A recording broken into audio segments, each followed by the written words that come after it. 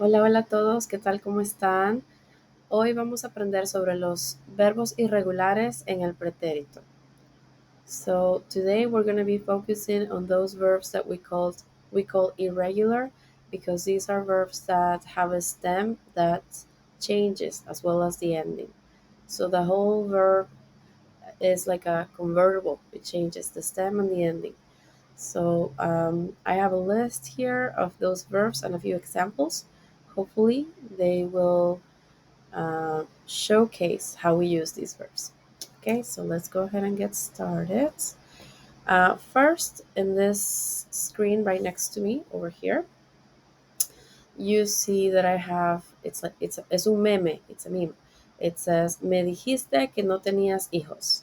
Me dijiste que no tenías hijos. Dijiste is a form of the verb decir, and you may remember this verb. It means to say or to tell.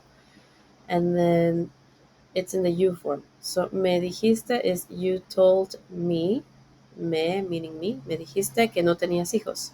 Hijos means children or kids.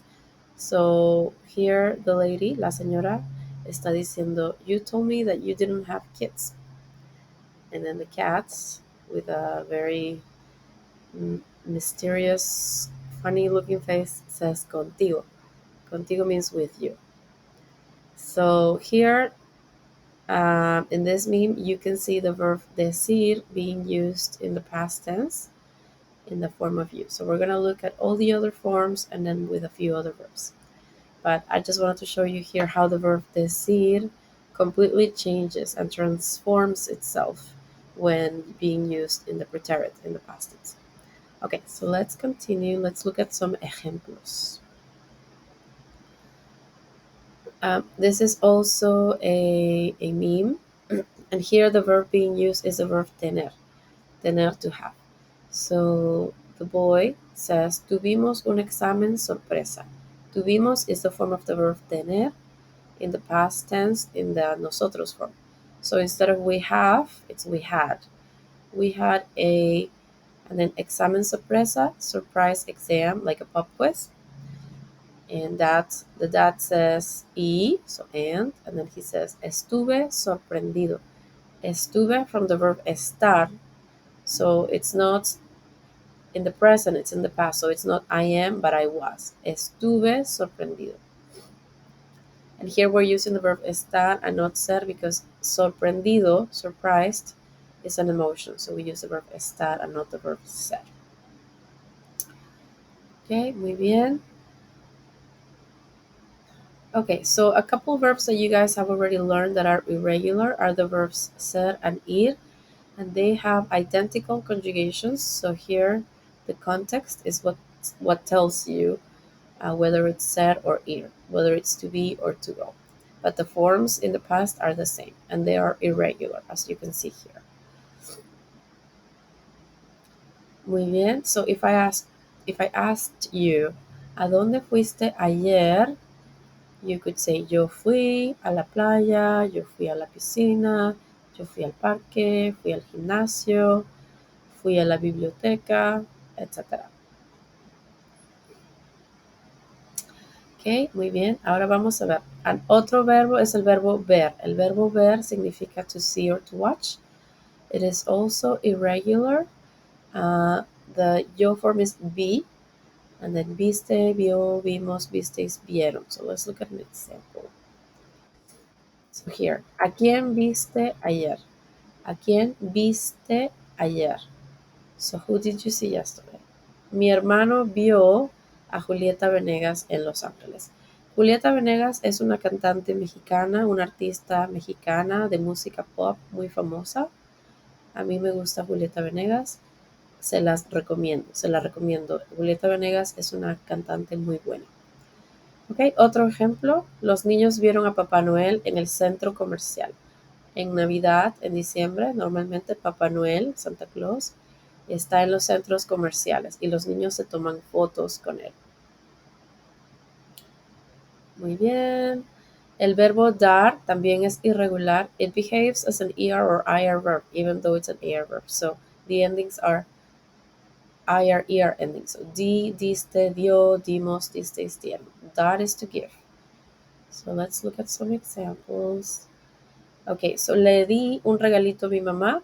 Regalo means gift. Regalito is a little gift. So le di, which I'm saying here to her, to my mom, I gave a gift. Perdón. Les dimos dinero y comida a los pobres. El hombre que está ahí tiene un letrero que dice necesito comer. Él tiene hambre. Entonces, les dimos would be to them, we gave money and food to the poor people, to the poor. And then en la otra foto, Messi, el jugador de fútbol, Messi le dio un abrazo a su amigo. Le dio, so dio is gave, and then le to him, to his friend. So he gave a hug to his friend. Messi es un jugador de fútbol muy bueno. Creo que es el mejor, ¿verdad? Ok. Ahora vamos a ver, el verbo estar y el verbo tener también son irregulares y la raíz del verbo estar es estuv and then those endings y del verbo tener es tuv and those endings. They're the same endings, but the stems of course are different. So I was would be estuve, you were estuviste, he or she was estuvo, we were estuvimos, vosotros, like you guys in Spain, estuvisteis, perdón, you were, and then ellos, ellas, ustedes estuvieron.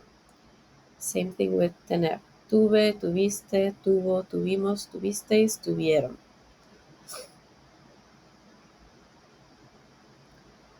Ok, el niño, el bebé, estuvo muy sorprendido. Estuvo, because it's he, right? Él. El bebé estuvo muy sorprendido. Sorprendido, as you guys may remember, is surprised. Él estuvo muy sorprendido. Sometimes I ask my students this question. ¿Por qué no estuviste en clase ayer? ¿Tú fuiste a la playa? ¿Te fuiste a una fiesta? ¿Qué pasó? ¿Por qué no estuviste en clase ayer? Y otro ejemplo, los perros estuvieron en la fiesta de cumpleaños. Los perros estuvieron, ellos, los perros, en la fiesta de cumpleaños. Muy bien. Ok, ejemplos con tener. Tuve, so tuve in the yo form, I had. Tuve suerte. Suerte means luck, so I had luck. Tuve suerte jugando a la lotería. Jugando from the verb jugar, which means to play, with the ing, jugando, so playing a la lotería. Otro ejemplo, mi esposo y yo tuvimos una boda muy linda. Boda, if you guys remember, is wedding. So mi esposo y yo tuvimos, so we had a very nice wedding. Okay, so this is where it gets tricky. All of these verbs are irregular, and these are all the stem changes. The last two, the ending for third person is a little bit different. Instead of ieron, it's just eron, as you can see in the highlighted yellow box.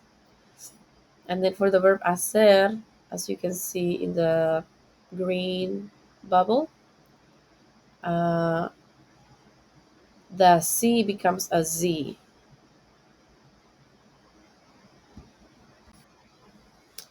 Okay, and the first person and third person, they do not have an accent.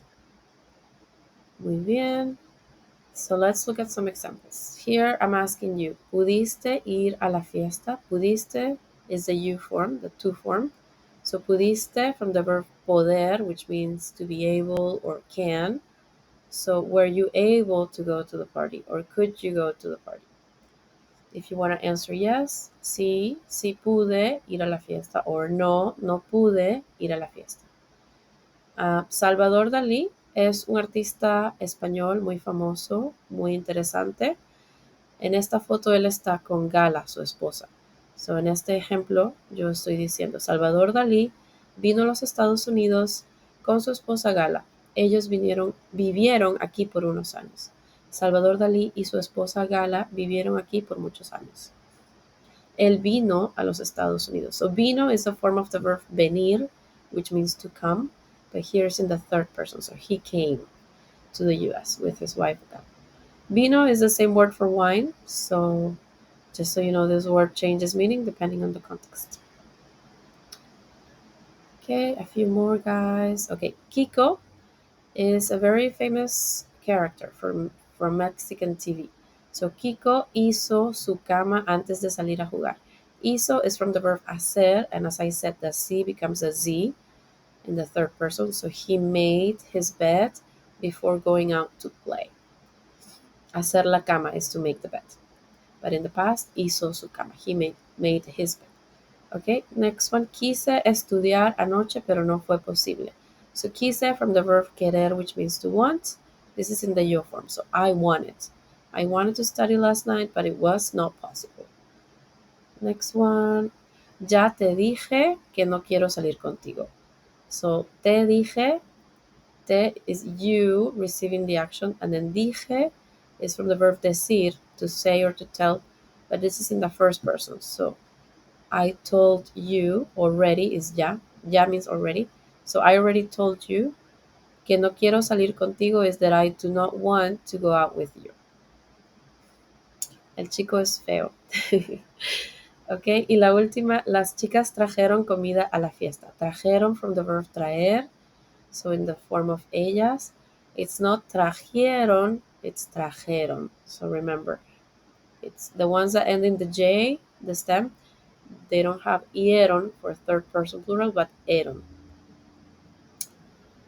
Okay, a few more. This is with the verb haber. Haber means is a verb that we use when we're talking about something that is there. So there is, there are, or there was, or there were in the past.